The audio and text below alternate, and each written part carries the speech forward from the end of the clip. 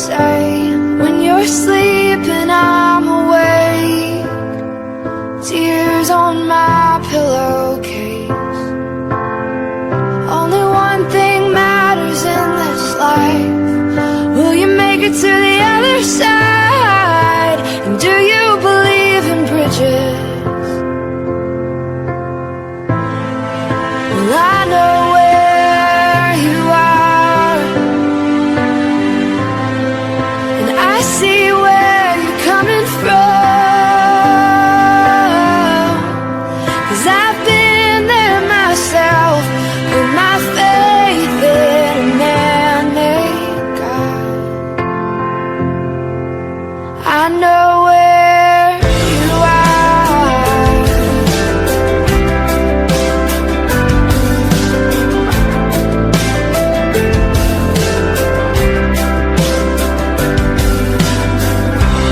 Have you ever seen true love? Do you know what it's made of? Or where it came from? Could it be the world's left you blind, and every day you pass it by, you don't even recognize it? Well, I know where you are, and I see where you're coming from, 'cause I've been there myself, put my faith in a man-made God.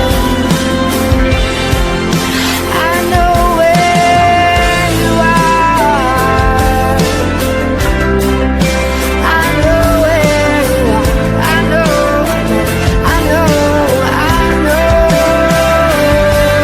that Jesus paid it all,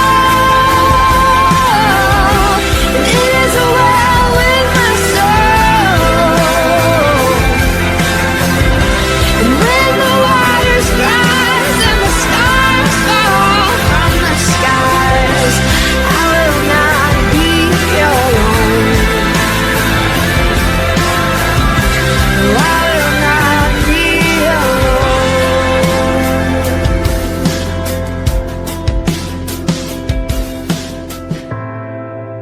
I know where.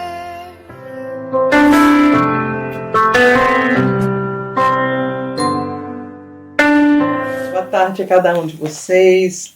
Hoje é domingo e todos os domingos eu fico animada, porque eu sei que é um dia que a gente espera uma palavra vinda do trono de Deus para o nosso coração. E hoje é o dia. E eu quero trazer uma palavra rapidinho sobre Eclesiastes 3, que diz que 3:1 diz: para tudo há uma ocasião certa, há um tempo certo para cada propósito debaixo do céu. E é verdade isso.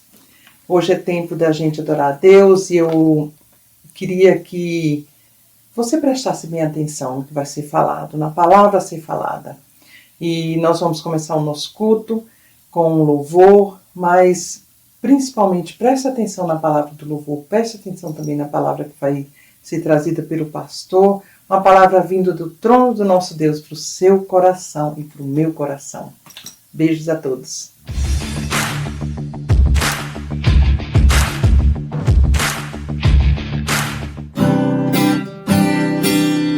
Aleluia.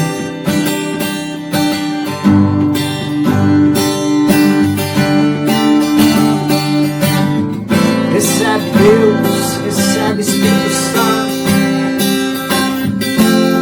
Aleluia. Olho para a cruz, e para a cruz eu vou. Se eu sofrer, participar sua obra eu vou cantar. Meu Salvador na cruz mostrou o amor do Pai, o amor do Pai, justo Deus.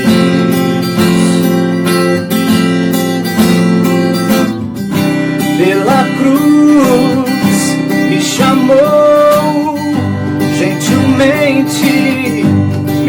atraiu e eu, sem palavras, me aproximo, quebrantado por seu amor.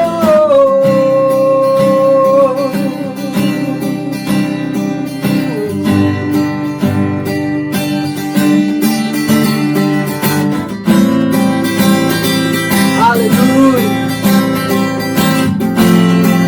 Declare merecida a vida, merecida a vida.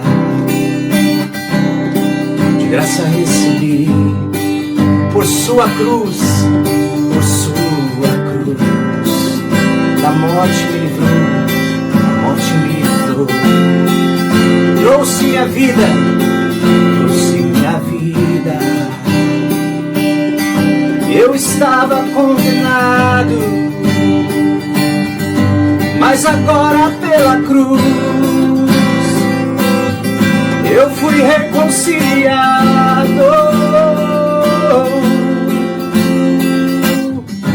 Pela cruz me chamou, gentilmente me atraiu e eu, sem palavras, me aproximo, quebrantado por seu amor. Pela cruz me chamou, gentilmente me atraiu e eu, sem palavras, me aproximo, quebrantado por seu amor. Impressionante é o teu amor.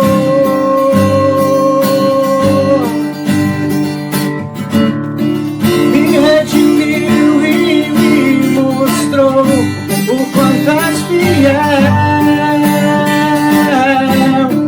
Impressionante é o teu amor. Me redimiu e me mostrou o quanto és fiel.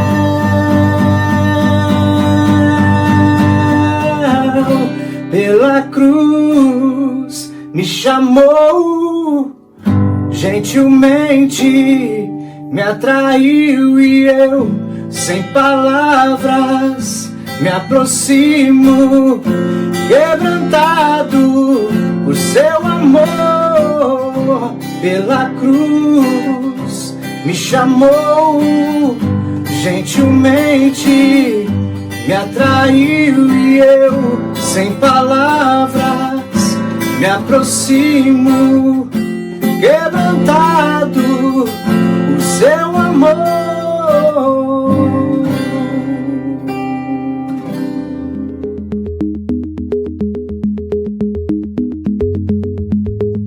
Amigos, irmãos em Cristo, para nós é uma grande alegria ter você conosco, juntos neste culto da IBN, um culto que nós transmitimos todos os domingos, desde que entramos neste confinamento, mas sempre com um endereço, com um propósito, com um objetivo: abençoar o seu coração, levar uma palavra que edifica a sua vida.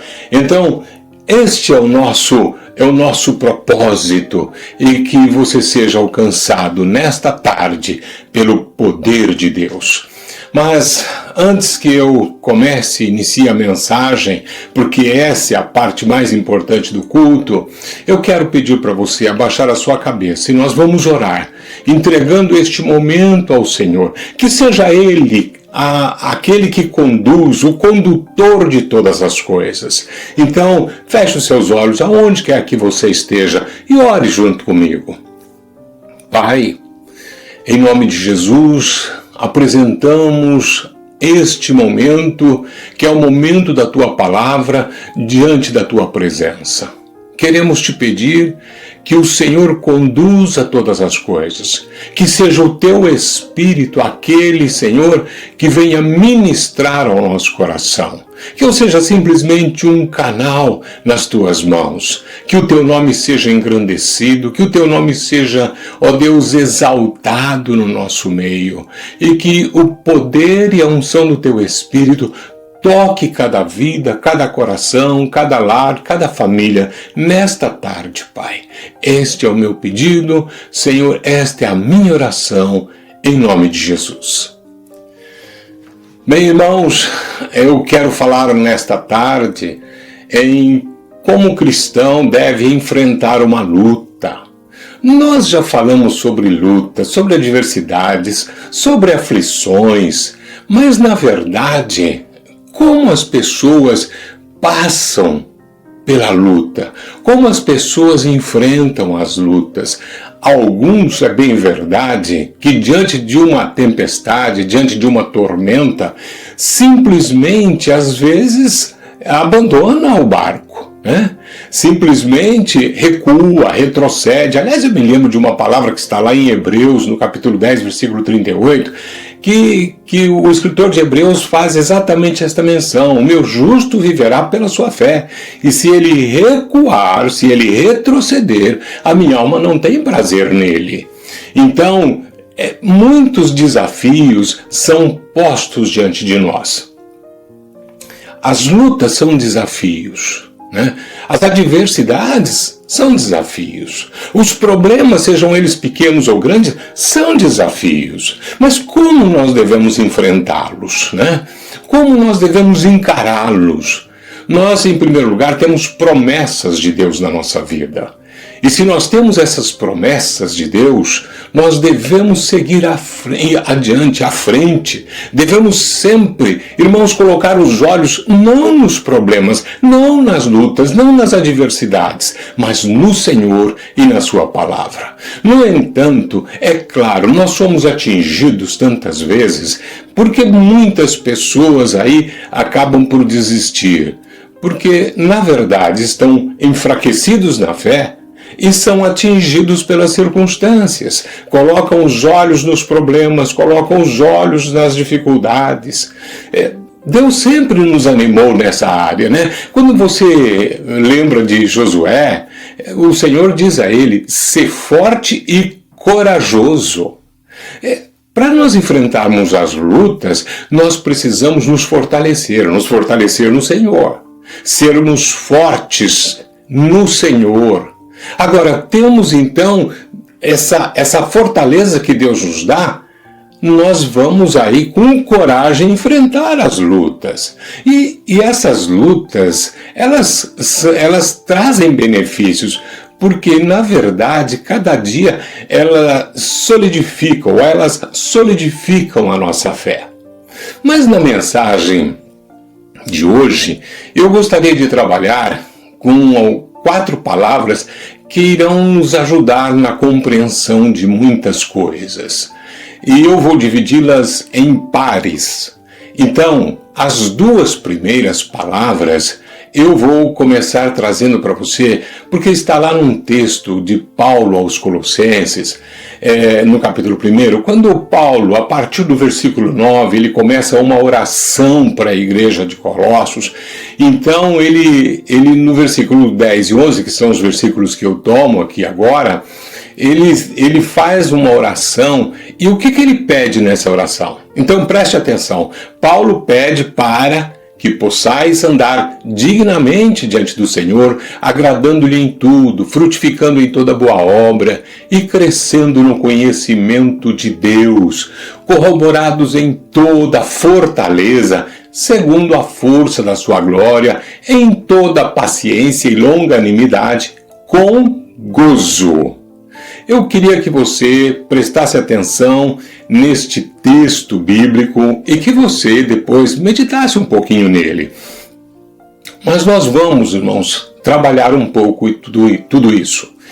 Então, como é que nós reagimos diante de situações complicadas, né? Diante das lutas, diante das provas, como nós reagimos?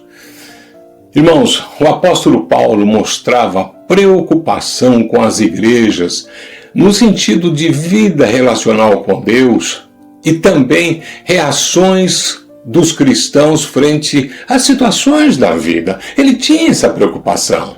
E no texto de hoje nós vemos Paulo orar em favor dos cristãos da cidade de Colossos, focando 3 pontos interessantes, não somente para eles, mas também para nós.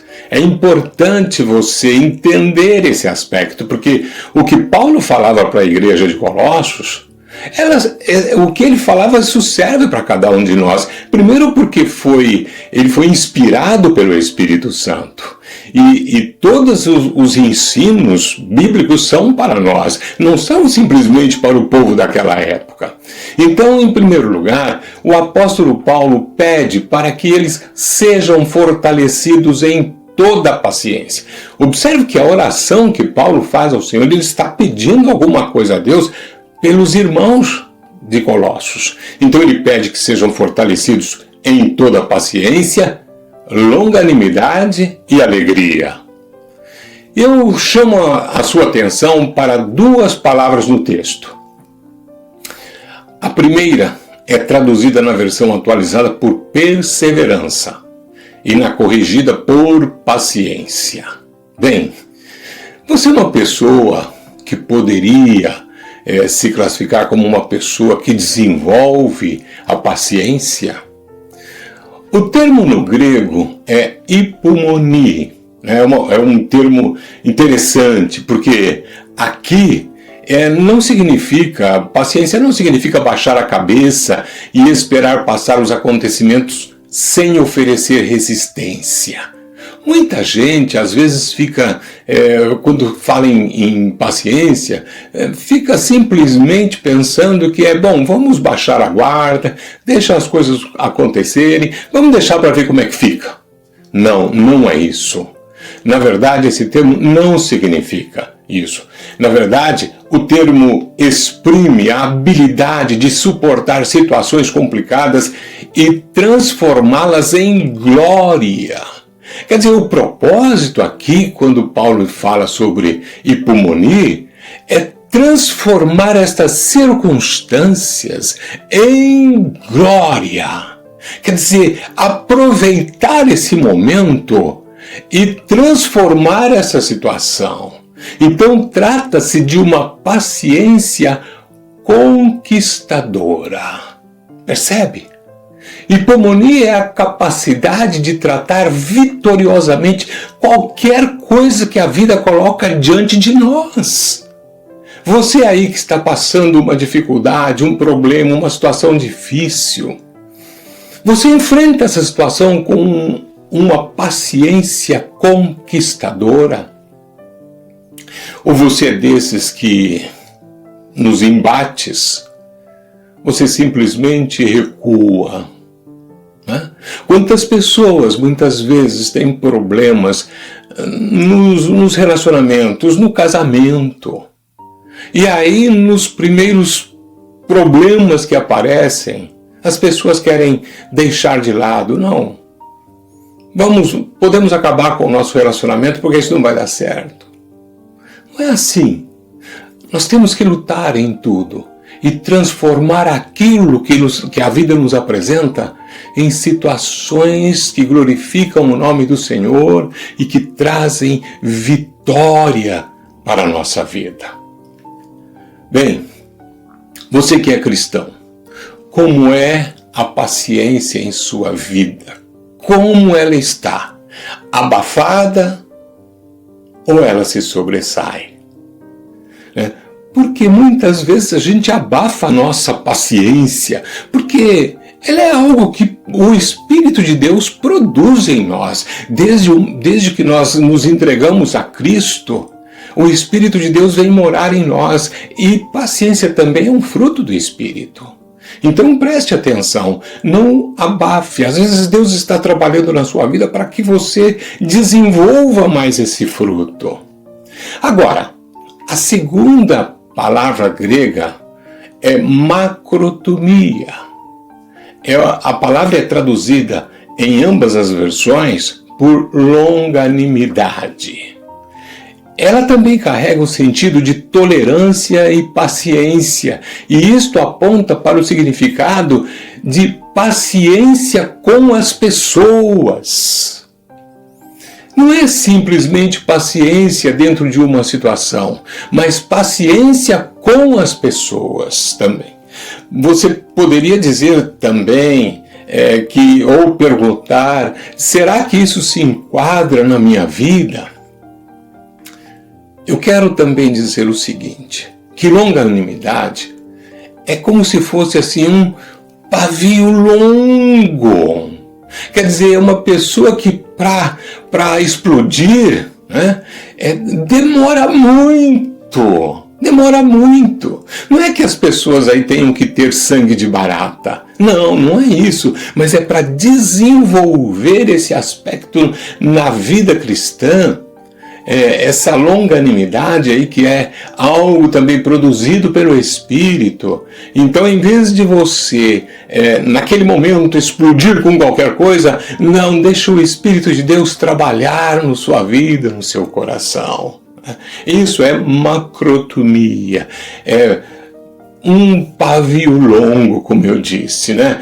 É uma qualidade de mente e coração que permite suportar as pessoas desagradáveis, pessoas maliciosas e cruéis, sem se amargurar. Porque normalmente, via de regra, nos nossos relacionamentos com as pessoas, aí eu não estou falando de relacionamento marido com mulher, não. Eu estou falando de relacionamento com as pessoas, um relacionamento interpessoal que você tem nas suas amizades ou nas pessoas que você conhece. Então esta é a capacidade de suportar certas pessoas que são maliciosas. Sim, pessoas que são muitas vezes cruéis no falar, né? E quando você encontra esse tipo de pessoa, normalmente você pode até se fechar, você pode até ter algum tipo de sentimento aí que não é muito bom, um sentimento que amarga o seu coração. Não. Longanimidade é você tratar essas pessoas desagradáveis e cruéis com uma capacidade de que você não vai se sentir ou ressentir com elas, né? Pense bem nisso. Eu poderia também acrescentar que no nosso relacionamento com tais pessoas, nada no comportamento ou nas palavras delas irão provocar na pessoa longânime desespero ou irritação. Esse conceito que trago para você é um conceito que na realidade é difícil para as pessoas entenderem, né? Porque não importa o que as pessoas fazem ou tratam, né, nesse relacionamento que elas têm com você.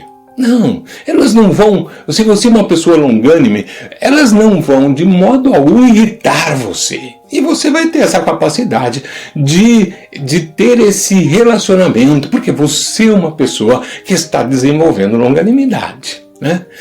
Tampouco, por exemplo, a falta de amor delas irá alterar o amor no coração de quem possui longanimidade. Não! O amor de quem possui longanimidade não é uma questão de sentimento, é uma questão de decisão. Imagina que Jesus é o nosso exemplo, né? A Bíblia diz que ele foi injuriado, injustiçado, maltratado, e ele nunca abriu a sua boca com relação a isso. Ele suportou todas as coisas, porque ele tinha longanimidade. Aí você fala, mas Jesus é Jesus, eu sou... Não! Permita que Cristo viva em você. Quando nós recebemos a Jesus na nossa vida, Ele faz morada em nós através da pessoa do seu Espírito.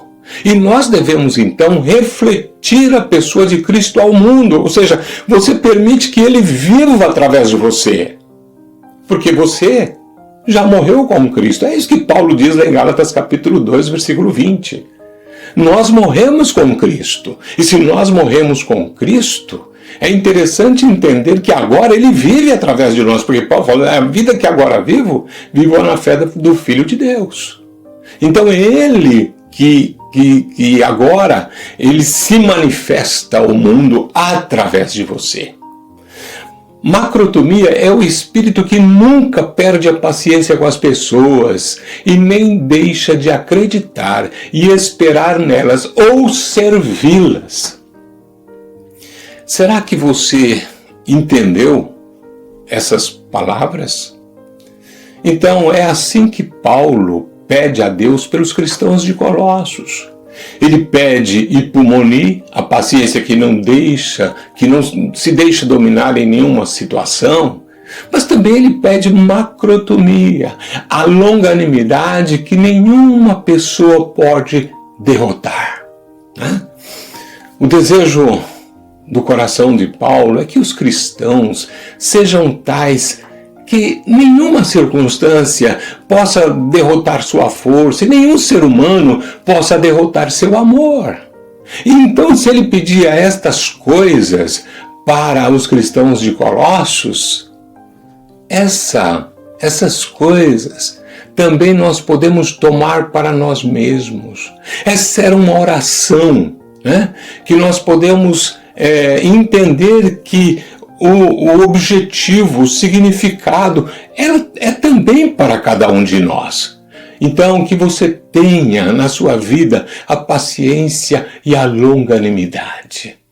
Então, mas permita-me fazer uma pergunta.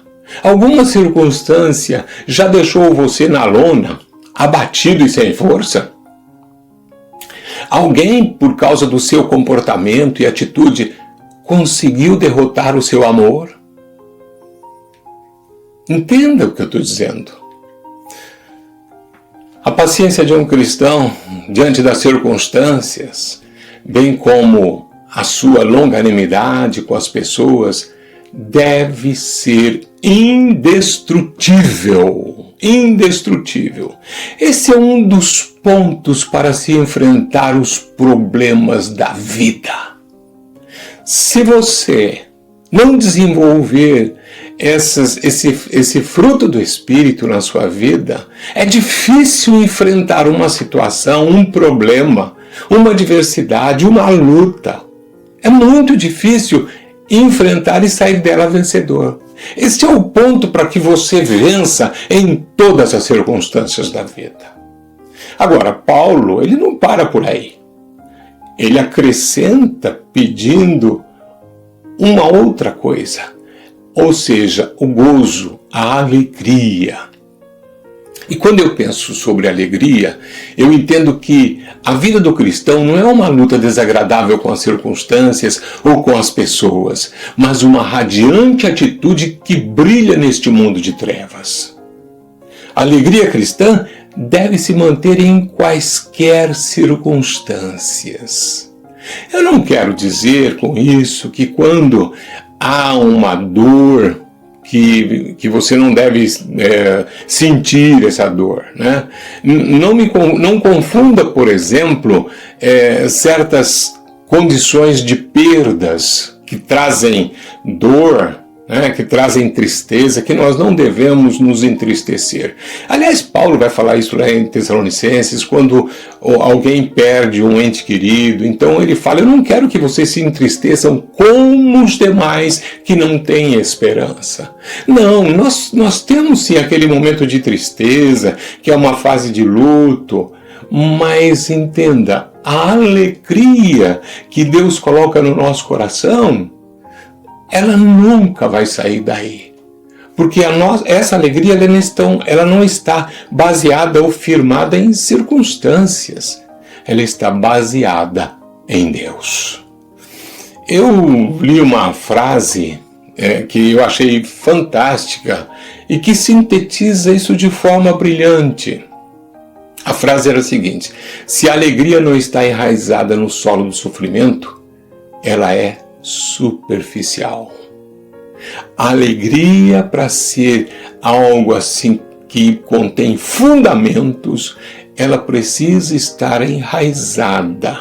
Ela é plantada no solo do sofrimento. E é claro que a gente pensa nesse sofrimento como as coisas aqui, os momentos difíceis, né, que nós passamos, que às vezes traz aí uma espécie de sofrimento para cada um de nós.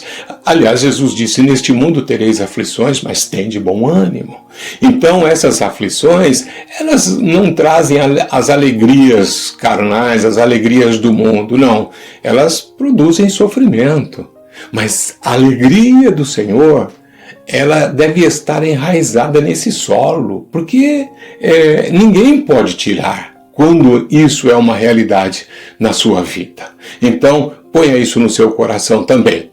É fácil estar alegre, por exemplo, quando as coisas vão bem. Mas é bom saber também de algo. A caminhada cristã não pode abafar todas as sombras da vida. Quando eu penso em sombras da vida, nós estamos falando exatamente dos momentos complicados. Mas eu me lembro de um tio meu que falava que as pessoas gostavam muito de sombra e água fresca e sapato largo no pé. Eu era bem menino, ouvia essa expressão, não entendia o que ele queria dizer com sombra e água fresca e sapato largo no pé. Porque sapato largo no pé fala de conforto, né? E até um dia que eu, adolescente, gostei muito de um sapato que me apertava muito o pé, mas eu achava tão bonito que eu resolvi falar para o meu pai e para minha mãe, não, eu quero levar esse sapato. E aí eles compraram para mim tal sapato.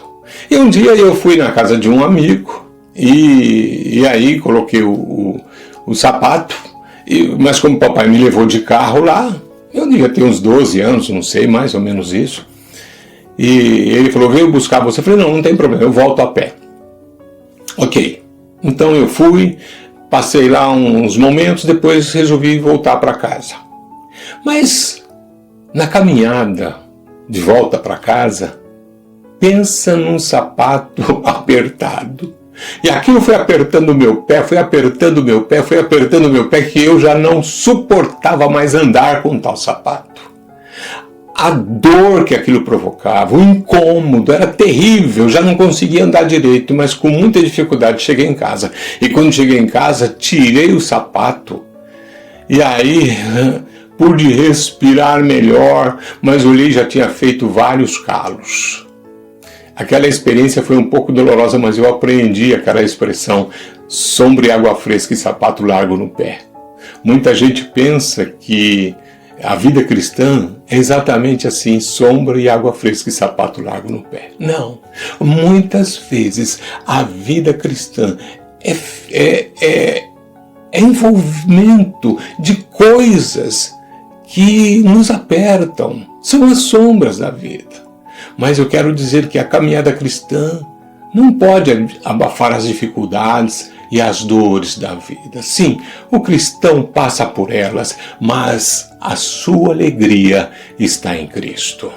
Por isso, a oração de Paulo. Quem sabe poderíamos orar mais ou menos assim.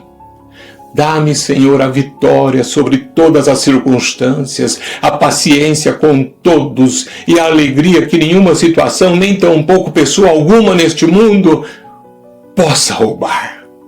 Dá-me, Senhor, em nome de Jesus. Bem, como eu disse que eram 4 palavras, as 2 últimas palavras, agora eu mudo para Pedro. Pedro vai dizer algo fantástico, porque ele diz, amados, não estranheis o fogo ardente que surge no meio de vós, destinado a provar-vos, como se alguma coisa extraordinária vos estivesse acontecendo. 1 Pedro, capítulo 4, verso 12. Pedro faz referência aqui às provas suportadas pelos seus leitores. Mas ao fazer essa referência, ele usou uma das palavras gregas que em geral se traduz como provas ou avaliação.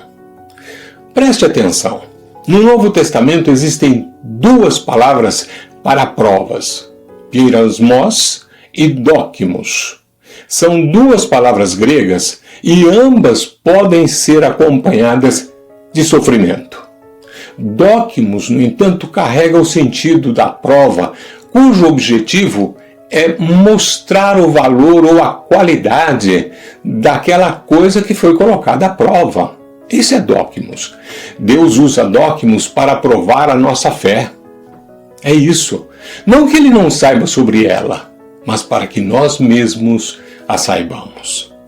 Por exemplo, alguém pode dizer, não, eu tenho uma fé inabalável em Deus. Eu sou uma pessoa de fé.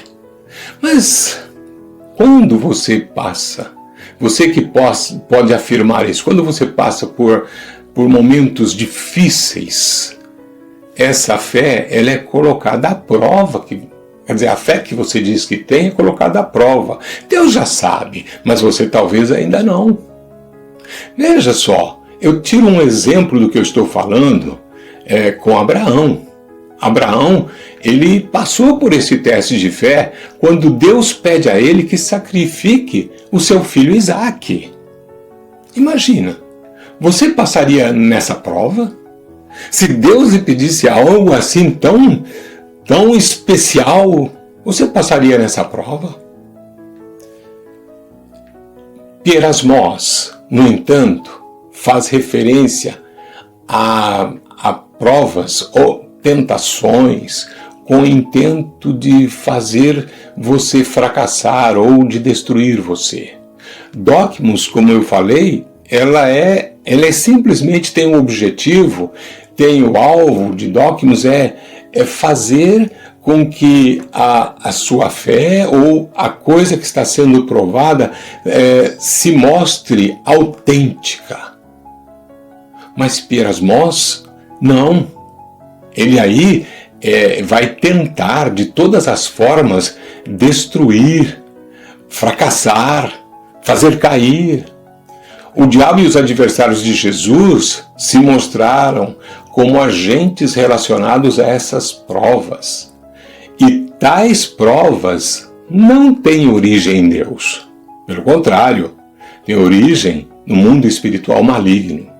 As pessoas às vezes pensam que para Jesus era fácil responder à tentação. Será? Você pensa, não, porque se Jesus é Deus, mas entenda que, porque Hebreus capítulo 2, 18, destaca exatamente o contrário. Não que ele não fosse Deus, não é isso que eu estou dizendo da dificuldade de passar pela prova, né? Não é fácil, Jesus enfrentou situações extremamente complicadas, porque Hebreus vai dizer, pois naquilo que ele mesmo sofreu, tendo sido tentado, é poderoso para socorrer os que são tentados. E aí se usa o termo pierasmos. Aí alguém pergunta, como Deus formou o Messias? Observe que Deus se fez carne na pessoa de Jesus. Então, como homem, era preciso se desenvolver fisicamente, psicologicamente, emocionalmente e espiritualmente. E quando nós pensamos no aspecto físico, isso era uma coisa que era natural. Mas dos outros aspectos, não. Então, uma das maneiras que Deus escolheu foi permitir que Jesus sofresse por meio das tentações. Então, observe que tudo que Satanás pôde fazer para afligir o Senhor Jesus, ele o fez. Mas o Salvador permaneceu sem pecado. Jesus foi tentado com esse tipo de prova, pierasmos. Se você abrir a sua Bíblia lá em Mateus capítulo 4, quando trata da tentação de Jesus no deserto, aquilo na verdade foi para fazer Jesus cair, mas ele permaneceu firme, fiel. E nós também podemos, porque nós temos a ajuda do Espírito Santo. Muitos podem até dizer, Jesus não sabe o quão terrível é o que eu estou passando. Você já fez esse tipo de pergunta ou de afirmação, digo? Em verdade, se você já fez, você deveria saber que Jesus passou por uma situação muito pior do que qualquer outra pessoa, pois ele experimentou todo o peso da prova satânica. Jesus experimentou todo o peso da prova satânica. Agora, quanto a nós, Deus nos protege firmemente. Paulo, lá em 1 Coríntios, capítulo 10, versículo 13, nos assegura: não vos sobreveio tentação que não fosse humana, mas Deus é fiel e não permitirá que sejais tentados além das vossas forças. Pelo contrário, com a tentação vos proverá livramento, de sorte que a possais suportar. Ainda, irmãos, que as nossas provas sejam extremamente complicadas e duras, mesmo que elas sejam assim difíceis, Deus sabe o quanto cada um de nós pode suportar. Mas tome nota de uma coisa: Ele não permitirá que esse limite seja ultrapassado, de forma alguma, né? Agora, com relação a Jesus, Deus não pôs tais restrições sobre ele. Então, quando a gente pensa no Senhor, Deus deu a Satanás liberdade para verter todo tipo de prova sobre o Salvador. E a dor foi um aspecto necessário para preparar a Jesus. Agora, Hebreus 5,8, veja que afirmação interessante. Embora sendo filho, aprendeu a obediência pelas coisas que sofreu. É isso. Ele também sofreu. Nós entendemos, como eu falei agora há pouco, que Deus permitiu que Satanás vertesse sobre ele todo tipo de prova. Jesus sofreu, porque ele era homem também, né? Agora, Hebreus diz que ele aprendeu pelas coisas que sofreu. E grande parte do sofrimento de Jesus foi resultado dessas provas perasmos com as quais ele se deparou. Desde o princípio, veja só, me ocorre aqui o seguinte: desde o princípio se questiona a origem do mal, como também se pergunta por que sofre o justo. Você já fez essa pergunta? Nas Escrituras, Deus revela alguns aspectos da natureza e da razão de alguns dos nossos sofrimentos quando observamos o uso do termo pierasmos. Entenda, não é que Deus queira que nós soframos. E às vezes nós fazemos essas perguntas porque nós temos muitas interrogações. Outro dia eu estava dizendo que, mesmo como pastor, como um estudante da palavra, eu não tenho todas as respostas. Aliás, tem coisa que nós sempre colocamos interrogações. Mas esse tipo de pergunta, por que sofre o justo? Eu quero dizer para você que eu tenho um entendimento. E eu começo expressando esse entendimento para afirmar que Satanás possui um ódio tremendo contra Deus e contra os seus filhos. Se você pertence ao rebanho do Senhor, então você possui um inimigo. É isso, Satanás. E Pedro afirma que Satanás, de modo ativo e constante, anda em derredor buscando a quem possa tragar. Pedro escreve isso lá em 1 Pedro capítulo 5, verso 8. Né? Mas já no verso seguinte, o apóstolo mostra o sofrimento dos cristãos fiéis em todo o mundo. E ele provê aí informação de que o sofrimento procede do diabo. No versículo 9 ele diz: ao quais resistis firmes na fé, sabendo que as mesmas aflições se cumprem entre os vossos irmãos no mundo. Então no versículo 8, ele está falando que Satanás anda ao derredor buscando a quem possa tragar. Mas lá no versículo 9, ele já provê informação para dizer que este mesmo inimigo que todos nós temos em comum, ele patrocina o sofrimento dos cristãos ao redor do mundo. É isso que ele está dizendo. Então o cristão precisa estar consciente de que a guerra não se acalmou desde que Pedro sofreu, ou desde que Pedro escreveu sobre esse tema. Ele sofreu, mas ele escreveu sobre isso. todos os discípulos, todos os apóstolos, todos os seguidores de Cristo ao longo da história sofreu. E desde que Pedro escreveu sobre esse assunto, a situação não foi ficando mais branda. Não, pelo contrário, a coisa ficou pior ainda. E, aliás, quando eu penso em Pedro, que Pedro escreveu isso, eu quero na verdade, retroagir não a Pedro, mas a formação da igreja, a partir de Atos capítulo 2, de lá para cá. Então, Satanás tem trabalhado para afligir o povo de Deus. Entenda isso e ponha isso no seu coração. Satanás ainda continua causando dor aos filhos de Deus em todo o mundo. Mas depois que eu falei sobre essas palavras, eu quero começar aqui a construir uma conclusão da mensagem. Veja bem, eu entendo que quando nós sabemos que existem essas duas palavras diferentes para a prova, isso nos possibilita entender a natureza de muitas provas no sofrimento. Pode ser que seja difícil determinar a origem de algumas delas, e sendo assim, nós devemos responder corretamente. E como responder corretamente? Entrando em obediência e submissão a Deus. Submissão total. Obediência total. Porque quando você obedece ao Senhor, quando você se submete a Ele, você está fechando portas para que Satanás não entre em algumas delas. Ponha isso no seu coração, porque isso é sumamente importante. Agora, eu, apesar de tudo isso, ainda destaco mais algumas coisas. Nenhum filho de Deus deve se amedrontar diante dessas verdades bíblicas.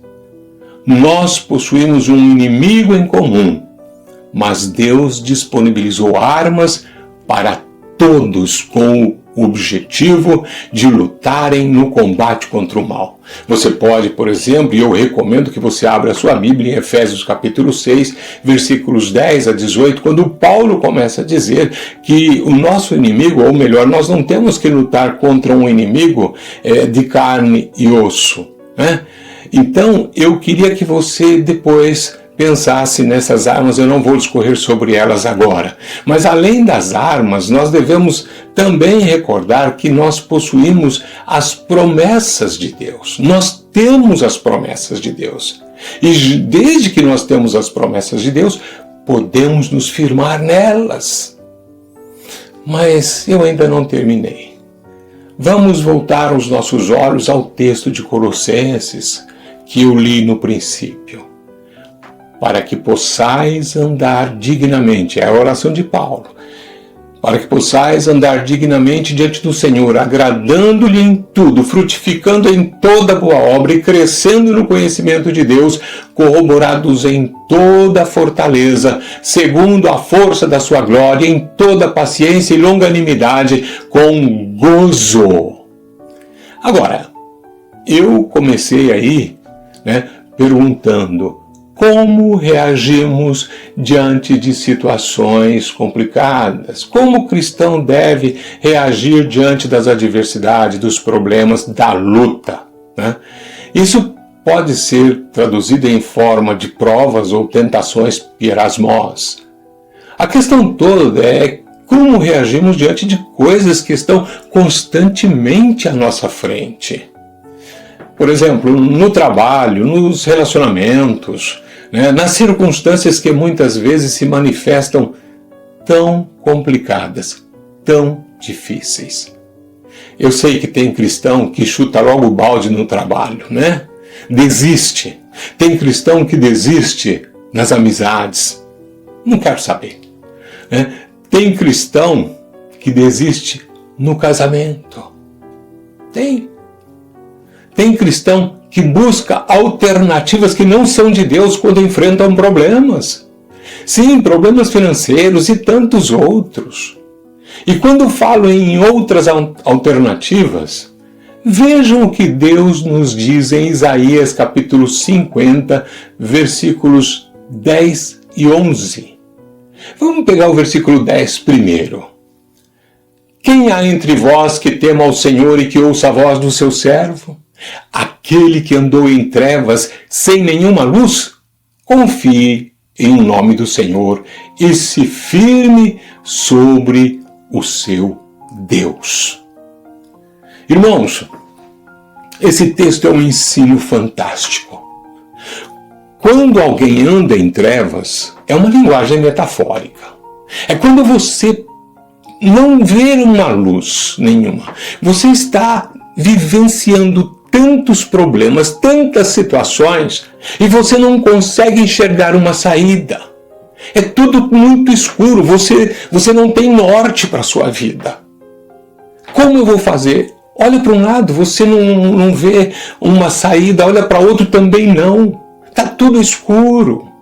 Eu já fiz menção aqui, né, sobre uma caverna que visitei nos Estados Unidos, certa feita, e vou falar de novo, porque nós entramos nessa caverna, chamava-se Lost Sea, lá no Tennessee. E quando nós entramos ali, um guia, é interessante, é uma caverna que ela tem, se eu não me falha a memória, 400 pés, que você vai descendo, e lá no fundo tem uma lagoa, é muito interessante aquela caverna. Mas o guia que estava nos guiando, ele nos levou a um determinado lugar, e ali ele apagou a luz da caverna. Pensa num momento de trevas. Nós não enxergávamos absolutamente um palmo para frente do nariz. Não víamos coisa alguma. E ele chegou a dizer que se alguém passasse 15 dias ali naquela situação, quando saísse, ficaria cego. Então eu tomo essa ilustração para dizer que muitas vezes da nossa vida nós não vemos uma saída. Nós temos, mas nós não vemos uma saída. E aí o profeta Isaías vai dizendo o seguinte: quando você se encontrar numa situação como essa, confie no nome do Senhor. Mas confiar, não somente confiar, mas se firmar sobre Ele. Aleluias! E hoje nós aprendemos sobre as duas primeiras palavras, hipomoni e macrotomia, que são paciência, perseverança e longanimidade, coisas que o cristão tem que se desenvolver. Bem, as duas últimas são dóquimos e pierasmos, que são testes e provas. A primeira para atestar a coisa provada, e a segunda tem o propósito de tentar fazer você cair. Agora observe, você está passando por uma situação dessa, né, que nós vimos aí no versículo 10 do capítulo 50 de Isaías. Se você está atravessando uma situação dessa e você confia no Senhor, você começa a entender que estas coisas que estão acontecendo, estas provas, essas lutas, você pode atravessar por ela. Então, você precisa se lembrar, né? Se você está atravessando esse momento difícil, esse momento complicado, de que Deus, Ele está com você e Ele conduz os seus passos em vitória. Agora, o versículo 11, olha o que ele afirma no versículo 11. Eia, todos vós que acendeis fogo, e vos armais de setas incendiárias, andai entre as labaredas do vosso fogo e entre as setas que acendestes. De mim é que vos sobrevirá isto, e em tormentas vos deitareis. O que ele está querendo nos dizer aqui? Irmãos, quando um cristão está atravessando essas provas, essas lutas, e não se firma sobre o seu Deus, não se firma sobre as suas promessas, não busca a face do Senhor, ele vai procurar alternativas. Alternativas que o mundo está oferecendo. E aí o profeta, como ele falou na escuridão, agora as alternativas é de que alguém acenda uma tocha para ver no meio da escuridão. Então essa tocha parece que temporariamente pode iluminar o lugar onde ele está. Isso me lembra de um filme do Rambo, não me lembro qual deles, se foi o primeiro, o segundo, e ele está dentro de uma caverna, tudo escuro, e está todo mundo atrás dele, né? E ele entra por um labirinto, e aí ele consegue amarrar um tecido num pedaço de pau lá, e de repente acender uma tocha, e aí ele começa a ver, andar naquelas situações ali complicadas. Esse é o que o profeta Isaías está dizendo. Se alguém fizer isso, se um cristão fizer isso e não confiar em Deus, o Senhor diz o seguinte: isso é que vos sobrevirá, e em tormentas vos deitareis. Porque uma coisa que ofende tremendamente a Deus é você desconfiar dele. Quando você não confia, você está desconfiando. E aquilo que ele diz é uma verdade em sua palavra. Como agora você quer colocar isso em xeque? Irmãos, este é o retrato de quem não busca o Senhor e anda nas alternativas do mundo, cujo fim não é vitória, mas dor, pranto e tormento.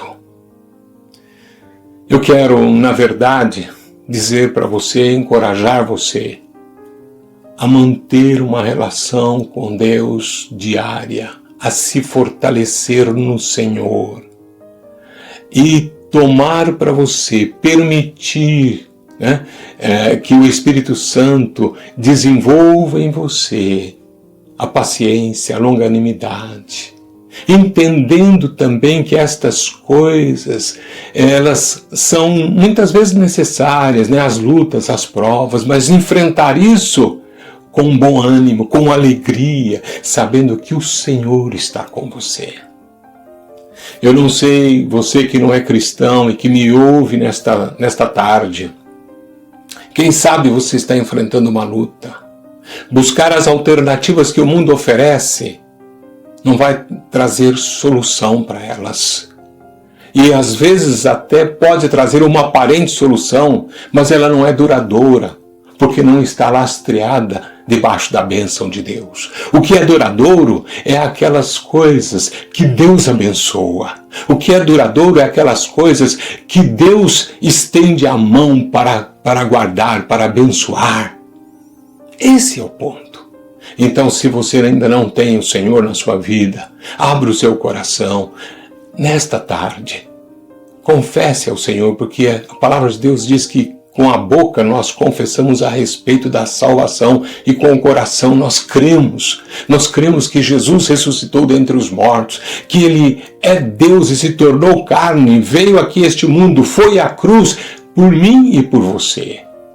Assim sendo, você pode fazer essa declaração hoje e dizer que Jesus é o seu Salvador. Você pode orar neste momento. E tudo isso que foi falado aqui nesta manhã pode ser uma realidade na sua vida, porque Deus é aquele que nos conduz em vitória todos os dias. A Bíblia diz que Ele nos conduz em triunfo todos os dias da nossa vida.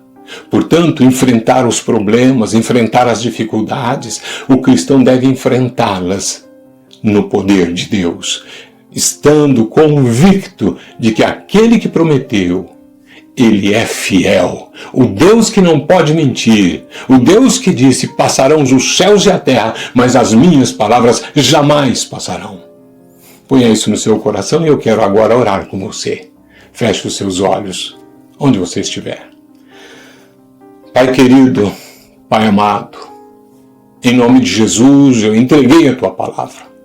Que nesta hora, Senhor, as pessoas que me veem e que me ouvem, sejam abençoadas pelo Senhor, sejam tocadas pelo poder do Teu Espírito. Se alguém entre nós, Pai, ainda não entregou o seu coração a Jesus e deseja fazê-lo hoje, Senhor, aonde quer que essa que esta pessoa esteja, que o teu poder alcance esta pessoa, que o teu Espírito a envolva, que o teu amor, Senhor, amarre esta pessoa. Sim, amarre esta pessoa com as cordas do teu amor. Pai, que ela possa ter, Senhor, uma vida cada dia, Senhor, de intimidade com o Senhor, de um relacionamento íntimo contigo. Pai, que isto seja uma realidade, em nome de Jesus. E aquele meu irmão, minha irmã, que muitas vezes anda no caminho da vida cristã, mas em determinados momentos parece recuar, em determinados momentos parece, Senhor, retroceder. Eu quero te pedir que esta palavra o alcance e que ele se firme no Senhor, que ele se firme em Ti, que confie totalmente em Ti e que o Teu Espírito ministre a esse coração, em nome de Jesus. Bem, amigos, irmãos, fique com esta palavra, medite nesta palavra e que Deus abençoe tremendamente a sua vida. Nós estamos finalizando o nosso culto, temos mais um momento de louvor, mas meu desejo, minha oração é que você seja grandemente abençoado. E até a próxima transmissão online, se Deus assim o permitir. Em nome de Jesus.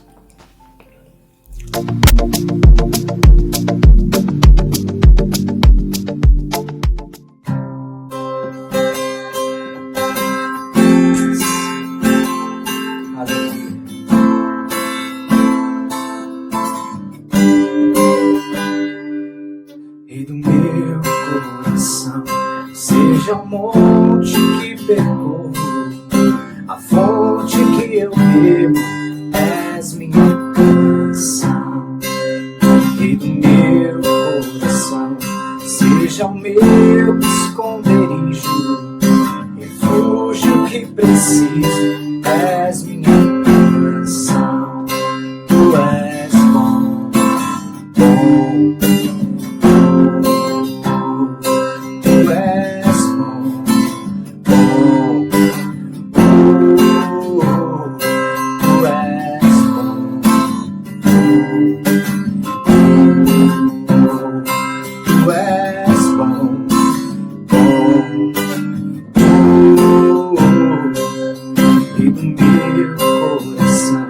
Seja o vento em minhas velas, a âncora no mar, és minha canção.